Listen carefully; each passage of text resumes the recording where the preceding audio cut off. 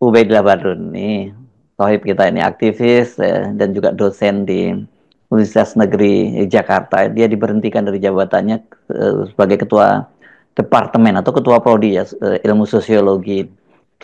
Ini yang memberhentikan rektor UNJ, padahal masa jabatannya itu seharusnya masih sampai tahun 2027. Sejauh ini sih tidak ada penjelasan resmi alasan pemberhentiannya, tapi sulit untuk tidak mencurigai bahwa itu ada kaitannya dengan sikapnya yang selama ini selalu kritis, terutama terhadap keluarganya mantan Presiden Jokowi atau Presiden ketujuh Jokowi, kalau para pendukungnya mau nyebutnya seperti itu ya.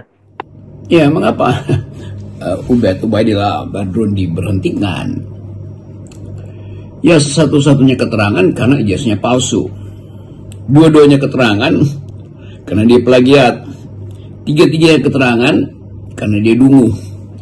Tetapi kalau semua tiga keterangan kita singkirkan, maka kita pergi pada keterangan yang masuk akal. Itu bahwa dia terus-menerus mengkritik Presiden Jokowi ya, atau iya sejak Jokowi jadi presiden, terutama soal potensi atau dugaan gratifikasi atau money laundering dari anak-anaknya yang sudah dia laporkan secara mengikuti prosedur hukum, tetapi diabaikan oleh KPK.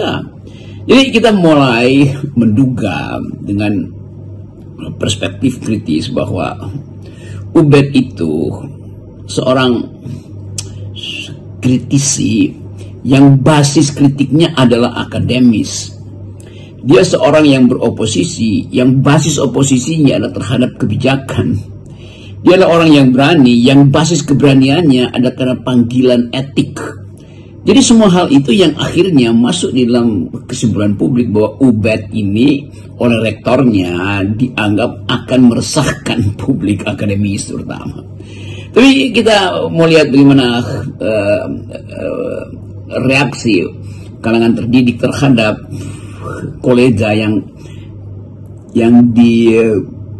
ya sebut aja disingkirkan dari wilayah yang memang dia asuh dari awal sebagai dosen muda, lalu jadi dosen senior, lalu memimpin jurusan itu, lalu menjadi kader dari sebuah gerakan oposisi, lalu jadi pemimpin oposisi, lalu dia menuntut keadilan, lalu dia mengambil risiko dengan mempertaruhkan jabatan dia. Jadi semua yang dilakukan Ubaid itu ada khas atau otentik sebagai seorang yang berpikir, sebagai seorang yang menginginkan negeri ini tidak dihalangi oleh mereka yang tidak mampu berpikir, supaya negeri ini diucapkan kembali di dalam dalil-dalil akademis, supaya negeri ini diasuh dengan perspektif etis yang kuat.